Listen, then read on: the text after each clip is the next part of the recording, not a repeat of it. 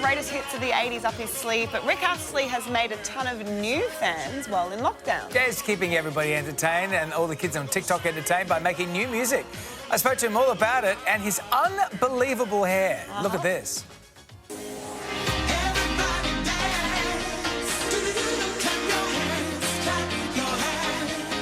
You haven't had a haircut yet. How long has this been going for? Look at how magnificent it is. Oh, you're a lovely man. I actually got it cut in December because I was doing a few things.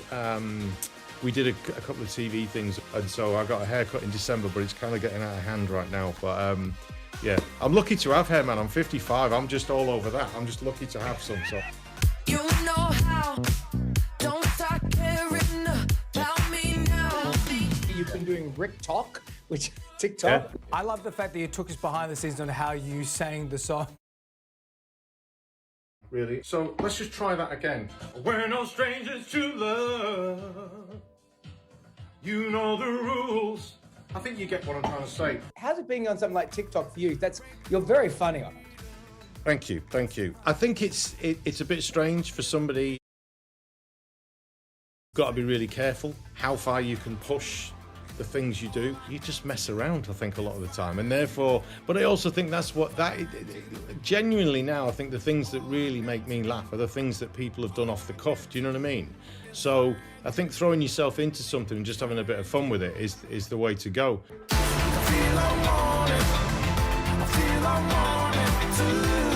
You've got this new song, but it's associated to a podcast. Tell us all about it.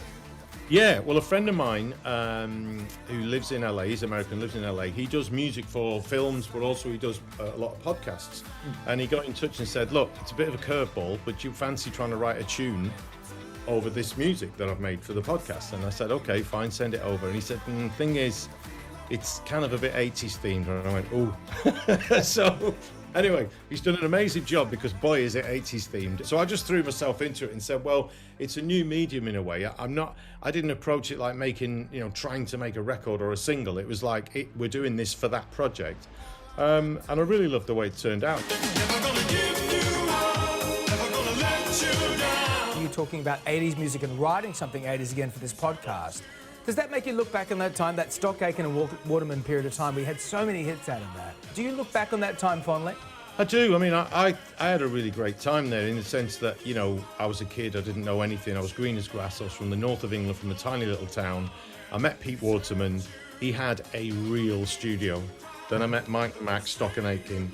They were making records. I ended up kind of like being a T-boy for them. That is, I don't know if you've ever heard that, but that is an actual true story. I was signed to make a record, but then they just blew up and became massive. So I made I made tea and got the sandwiches for Bananarama, Dead or Alive. And I think that was an apprenticeship that you could never have got if you just signed a record deal. But it was an amazing time to be there because also I just took it for granted that I was kind of part of something that had a hit record every week. I just thought that's what studios did. You know what I mean? I didn't realise that was not always the case. The video thing was really, really important back then. Making a video then was so important. And obviously it's still important today, of course it is. But I mean, I think YouTube has taken the whole thing in a different direction. And MTV was a very different thing when back in my day kind of thing. Yeah. I think, to be honest, it's partly what helped me do okay in America and then probably in different parts of the world because of that. I think the last major tour that went through here was you and Aha before lockdown. So when are we thinking of getting you back? You need to break the spell. Yeah, I'm coming next week. I would do. I'll tell you, we've all talked about that. We've all sort of said we should have just stayed. I think if we would have known what the world was heading into at that point, I'm not saying we would have enjoyed it anymore because we really, really had a great laugh and we really enjoyed it. The audiences were really good fun. I haven't seen the guys from Aha for years, so that was nice as well. But I just think we would have cherished it a bit more, I think. New music is out now and we want to have you back in Australia soon. Take care. Don't cut your hair. It looks fantastic. Does it? Oh, what a great chat. What a lovely, lovely man he is. Always so generous with his time, Rick Astley. So great.